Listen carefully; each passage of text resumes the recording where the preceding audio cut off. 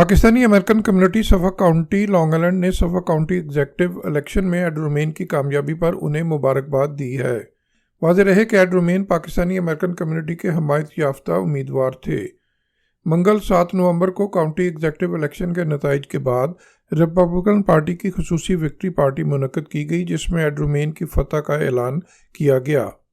इस victory party में राजा हसन अहमद समेत सफ़क काउंटी के पाकिस्तानी अमेरिकन कम्युनिटी के उन तमाम कायदीन ने शिरकत की कि जिन्होंने एड रोमेन की इंतखाबी मुहिम में उनकी भरपूर सपोर्ट की।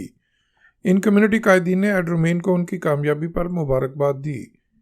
विक्ट्री पार्टी में सफ़क काउंटी के डिस्ट्रिक्ट अटॉर्नी रे टेयरनी, टाउन ऑफ आइसलीप की सुपरवाइज़र एंजी कारपेंटर और chairman Republican party Suffolk county जैसी गार्सिया समेत दीगर कायदीन और एड रोमेन के सपोर्टर्स भी बड़ी तादाद में मौजूद थे। एड रोमेन का विक्ट्री पार्टी से खिताब करते हुए कहना था कि उनकी कामयाबी उनके वोटर्स और सपोर्टर्स की कामयाबी है।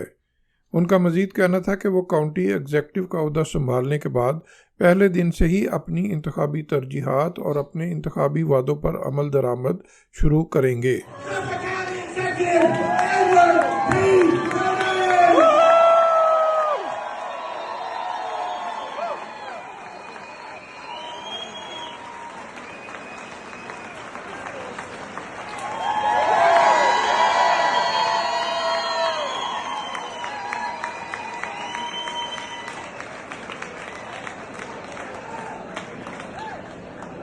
Thank you, Suffolk. You've given me a large mandate tonight.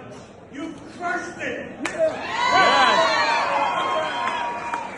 And we're going to use that mandate to move this county forward. But before I even do that, thank you not only Suffolk, but so many people.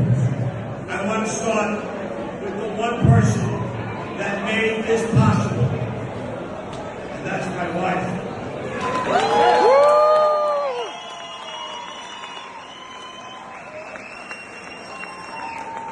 वाज़ेह रहे कि Democrat party से ताल्लुक़ रखने वाले county executive Steve Ballon, जो कि 3 term पूरी होने के बाद रिटायर हो गए थे, की जगह रिपब्लिकन पार्टी से ताल्लुक़ रखने वाले एड रोमेन काउंटी एग्जेक्टिव बनने में कामयाब हो गए हैं। पाकिस्तानी अमेरिकन कम्युनिटी को एड रोमेन के कम्युनिटी से किए गए वादों पर अमल दरामद का इंतज़ार होगा। Mohsin Zaheer, Urdu news, New York. Don't forget to like, comment and subscribe.